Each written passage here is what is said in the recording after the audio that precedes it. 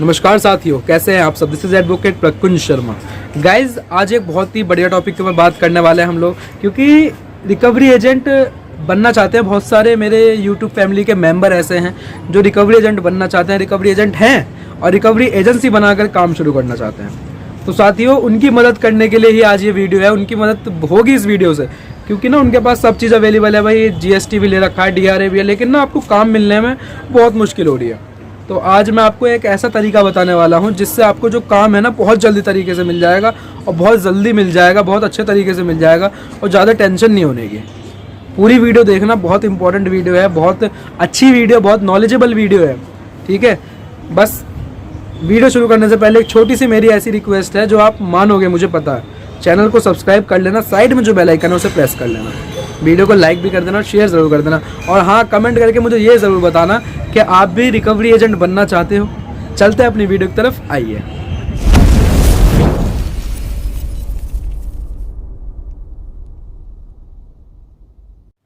Recovery agent एक ऐसे agent होते हैं जो बैंक के लिए काम करते हैं, थर्ड पार्टी के रूप में। ठीक है, जब बैंक से आप लोन ले लेते हो, तो जब आप बैंक से लोन लेते हो तो वो डिफ़ॉल्ट हो जाता है कभी कभार कुछ गलतियों के कारण।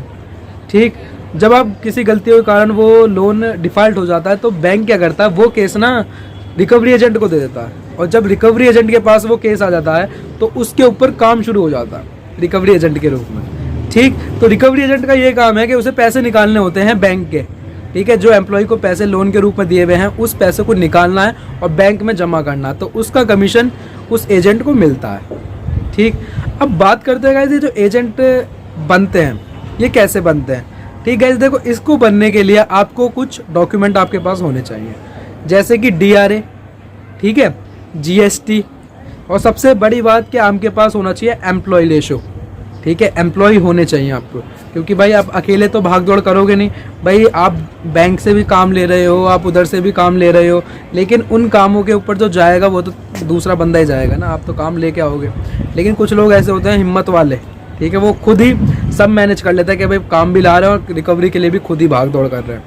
ठीक, तो अब ये चीज़ है गाइस, पीछे का जो साउंड आ रहा है उसे इग्नोर करना। ठीक है, उसके लिए मैं माफ़ी मांगता हूँ आपसे, क्योंकि धूप में अच्छी नॉलेज आपसे शेयर हो जाएगी, क्योंकि धूप बढ़िया हो रही है, ठंड का माहौल बहुत बढ़िया हो रहा है यहाँ पे दिल्ली में।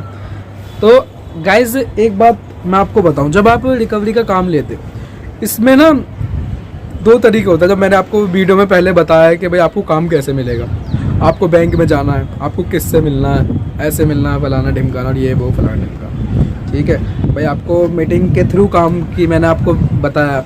लेकिन आज मैं ना मीटिंग के लिए नहीं बता रहा आपको कि आपको मीटिंग करनी है या वो करनी है। गाइज, इनके क्या होते हैं, जब कुछ रिक्वायरमेंट होती है, चाहे एम्प्लॉय की हो, चाहे बैंक में टेंडर हो, चाहे बैंक में, देखो बैंक में ना बहुत सारे काम होते हैं। जैसे टूट फूट का काम मिलता है, जो ठेकेदार होते हैं उन्हें AC होते हैं, AC लगवाने का, जनरेटर लगवाने का, फर्नीचर का, प्रिंटर का, बहुत सारे ऐसे काम होते हैं जो मिलते हैं। उसी तरीके से उसके जो मिलते हैं ना, उसको मिलने का तरीका होता है टेंडर से। वो टेंडर डलते हैं बैंक में। ठीक है, उसमें जो आप होते हैं, आप उसमें एप्लीकेशन लगा सकते हैं, तो आप भी उसमें काम ले सकते हैं। उसी तरह से इसमें ना रिकवरी एजेंट का काम मिलता है। रिकवरी एजेंट के टेंडर खुलते हैं उसमें। ठीक, ऑनलाइन बस आपको ये देखना है कि भाई कि कब वैकेंसी खुल रही है, कब आपका टेंडर खुल रहा है। उसमें एम्पेनलमेंट का टेंडर खुलता है। ठीक है, उसमें ना एक डेट रखी जाती है कि इस डेट तक आपको डॉक्यूमेंट भेजने हैं। उसमें कोई दिक्कत नहीं आती। आपको बस ये है कि जो जो डॉक्यूमेंट उसमें मांगे हैं, आपको एक तो ऑनलाइन अप्लाई करना है, उसके नीचे ही लिंक होता है, उस पर क्लिक करके और उसकी पूरी डिटेल आपको भर देनी है अपनी। ठीक है, फिर उसमें वो उसका प्रिंट आउट उसका जो फॉर्म होगा ना, उसका भर के वो निकल जाता है। उसको प्रिंट आउट आप करवा के उसे एनवेलप में, उसके साथ कुछ डॉक्यूमेंट आपको रखने पड़ेंगे, जैसे आपकी ITR 3 साल की, ठीक है, आपका GST, आपका DRA फोटोकॉपी, मतलब इनकी सबकी जो है फोटोकॉपी आपको रखनी है। ठीक, फोटोकॉपी मतलब सॉफ्ट कॉपी जो होती है वो आपको रखनी है। ठीक, फिर आपको इसको एक एनवेलप में रखना। एनवेलप में जब आप इसे रख लोगे तो इस पर ना नीचे ही एड्रेस होता है उसका बैंक के हेड ऑफिस का। तो उसका बैंक का जो हेड ऑफिस है ना, वहाँ का होगा एड्रेस। उस एड्रेस पे आपको पोस्ट कर देना, स्पीड पोस्ट आपको करना। उस पर स्पीड पोस्ट करो, रजिस्ट्री करो, जो आपका मन हो वो करो, कुरियर कर दो। ठीक भाई, जब आप उस पर कर दोगे तो उसके बाद ही आपको कॉल आ जाएगी उनके डिपार्टमेंट से। अगर आपकी कुछ क्वायरी होगी तो आपको फ़ोन करके आपको इन्फॉर्म कर दिया जाएगा। उसका एक वेरिफिकेशन भी आपके पास होगा, वेरिफिकेशन होगा आपके ऑफिस में आगे। उनके जो हेड ऑफिस से कॉल जाएगी जोनल ऑफिस पे, जोनल ऑफिस से उस पर जो एरिया में अगर ब्रांच है तो वहीं से चली जाएगी, नहीं तो जोनल ऑफिस से ही आपके मैनेजर जो होंगे विजिट करेंगे आपके यहाँ पे आके, ठीक है।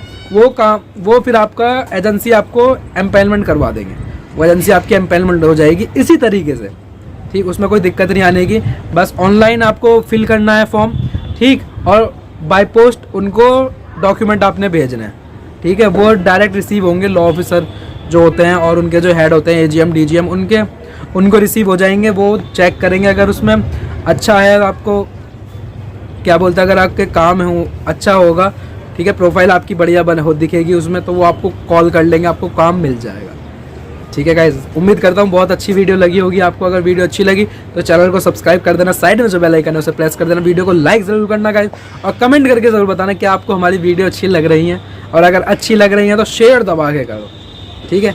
Thank you very much guys.